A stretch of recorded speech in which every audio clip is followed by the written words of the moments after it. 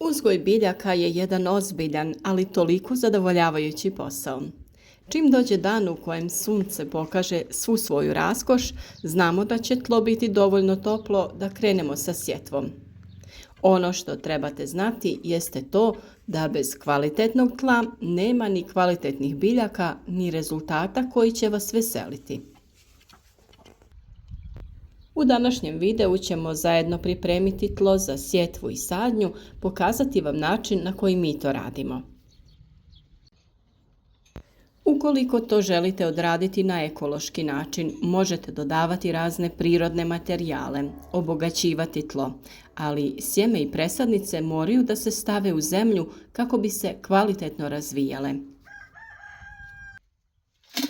Način uzgoja koji mi koristimo se bazira na kvalitetno pripremljenom tlu i dodavanju kvalitetnih resursa. Ono što nam priroda daje, mi joj vraćamo. Bez kvalitetnog tla nema uzgoja. Korijenje biljaka mora rasti i razvijati se u tlu. Iznad možete koristiti razne prirodne resurse i malčirati tlo. Samim propadanjem i truljenjem na tlu stvara se hranjiva tvar. Trava i korovi uzimaju sebi hranjiva i samim tim nije poželjna ni ispod ni u gredici. Sjeme se mora staviti u zemlju koja mu daje sve što je biljci potrebno kako bi bila jaka i davala plodove koji neće propadati. Slama i razni drugi prirodni materijali osiguravaju da se tlo ne isušuje, ali uzgoj u samoj slami je potpuni promašaj, jer se previše lako gubi vlaga i biljke u takvim uslovima ne mogu opstati. Uvijek je bolja opcija da sve što imate od prirodnih materijala sakupljate u komposteru i dodajete te materijale u tlo kako bi ono imalo pravu strukturu, dovoljno hranjivih tvari za biljke. Određene materijale potopite u vodu i koristite kao hranjiva. Sa pripremom tla najbolje je krenuti u jesen nakon što se sve biljke od prošle sezone izvade iz tla. Dodaje se stajnjak, humus, glistinac ili neko drugo prirodno hranjivo, da se jednostavno prekrije različitim materijalima. Može se koristiti slama, sjeno, trava ili nešto drugo što vam je dostupno. Priprema tla nije samo gnojiti sa što više hranjiva, a zatim preštihati u vrt. Ako želite održivo i organski pripremiti vaše gredice koje će lijepo napredovati i donijeti zdrave plodove, ne biste trebali tražiti brza rješenja. Primarna svrha proljetne pripreme tla je poboljšati strukturu zemlje tako da biljke mogu stvoriti snažan korijenov sustav i unijeti sve potrebne hranjive tvari za zdrav rast. Ali priprema je puno više od toga. Dobra proljetna priprema tla mora poboljšati strukturu zemlje za snažan korijenov sustav, rahliti zemlju, probuditi i aktivirati mikroorganizme, privući korisne životinje poput glisti, osigurati hranjive sastojke i osigurati sav potreban organski materijal. Prvi korak koji smo vam davno preporučili jeste planiranje rasporeda biljaka. Na temelju plana gnojiti ćete i gredice.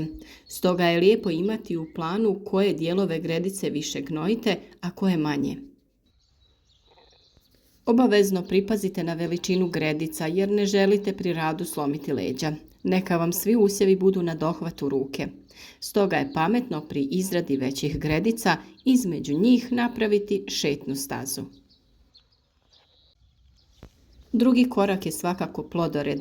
Plodored usjeva metoda je kod koje se povrće tokom godine sadi duž gredica u određenom slijedu. Plodored usjeva sprječava razmnožavanje štetnika u tlu koji napadaju određene vrste povrća. Ako se ista biljka uzgaja godinama i godinama na istom mjestu, štetnici i bolesti prilično se brzo razmnože. Kao što sam rekla, dodavanje hranjiva poput komposta i sličnih najbolje je odraditi na jesen. Tako se razlažu u tlu, poboljšavaju njegovu strukturu i otpuštaju hranjiva.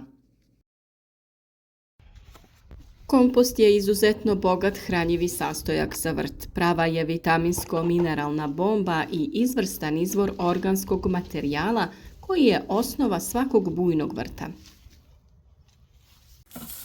Zreli kompost sadrži 70 do 80% organske tvari i ima veliki udio važnih hranjivih sastojaka poput dušika, fosfora, kalija i kalcija. Povrh toga kompost oživljava mikroorganizme, sadrži humus, što tlo čini plodnim. O pripremi kompostišta smo vam već objavili poseban video savjet. Također, ono što je dobro da svaki vrt ima jeste glistinac. Može to biti neki ozidani prostor ili plastični kontejner u kojem ćete hraniti kalifornijske gliste sa kompostom. One ga prerađuju i dobivate najkvalitetnije hranjivo za vaš vrt. Tu temu smo također odvojeno prikazali. Ako na proljeće želite osvježiti zemlju i dati joj novu energiju, vrt je potrebno prekopati i dodati organske tvari. Ne mora to biti duboko prekopavanje, može se odraditi ručno ili pomoću neke male vrtne mehanizacije. Kada to radite sa vrtnom frezom, možete kontrolirati dubinu na koju želite ići.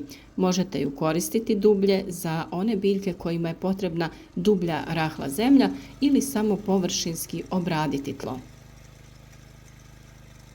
Nakon prvog frezanja možete dodati sve te hranjive tvari koje želite staviti u tlo u vašem vrtu te ponoviti frezanje kako bi to sve dobro izmiješali. Plodnost tla zahtjeva hranjive sastojke i istodobno izvrstan zračno-vodni režim. Ako je tlo u vašem vrtu ilovasto, pjeskovito, glineno, izbijeno, vrlo je malo vjerovatno da će biljke moći izgraditi čvrst korijenov sustav i zdravo napredovati. U slučaju takvog tla, kopanje je prijeko potrebno. Korijen biljke ne može se zdravo razvijati ako je tlo zbijeno. Najbolji izbor za gnojidbu u proljeće su organska gnojiva.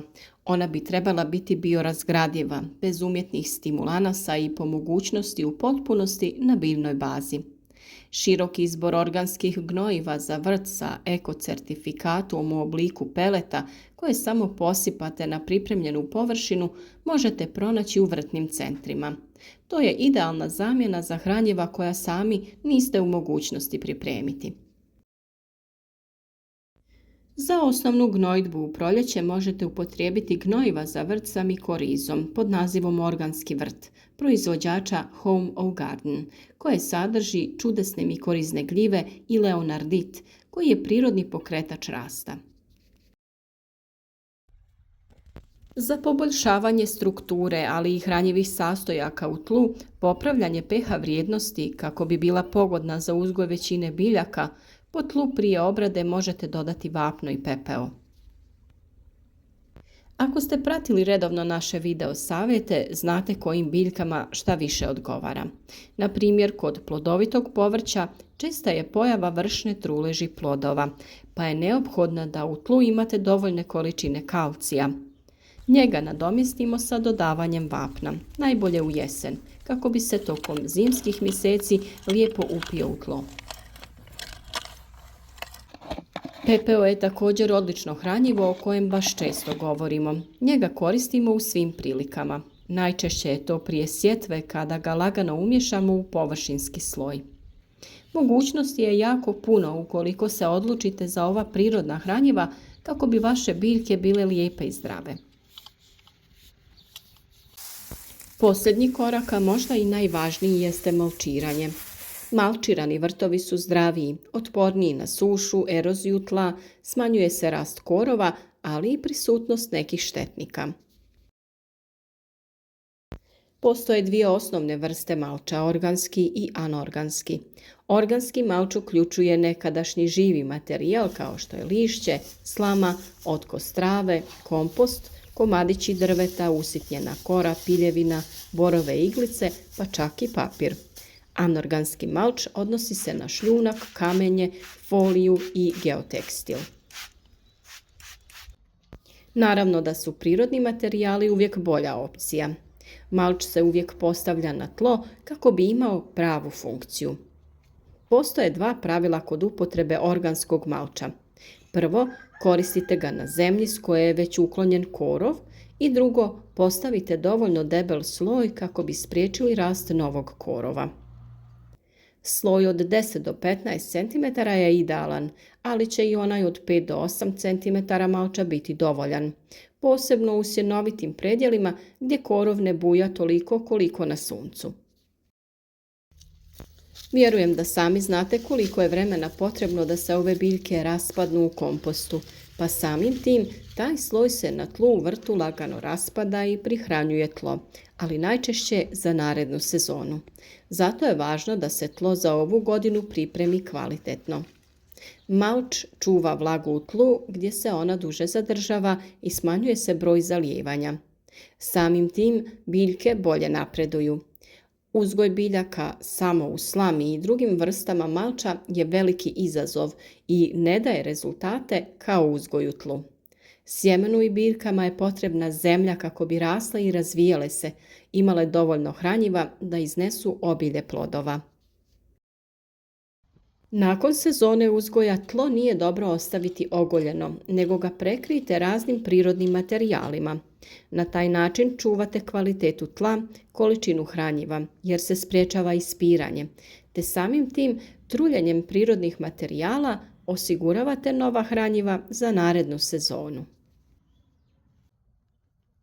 Potrudite se, osigurajte biljkama sve što im je potrebno. Pratite i ostale video savjete koje vam donosimo baš na vrijeme kako bi stigli odraditi sve što je potrebno i krenuti sa kvalitetnim uzgojem biljaka. Naš rad podržite sa like, ostavite komentar, pišite od kuda nas pratite ili postavite neko pitanje koje vas zanima ili neku nedoumicu koju imate. Mi sa vama kroz naše video savjete dijelimo naše iskustvo i uvijek nam je drago kada i vi vaše iskustvo podijelite s nama u komentarima.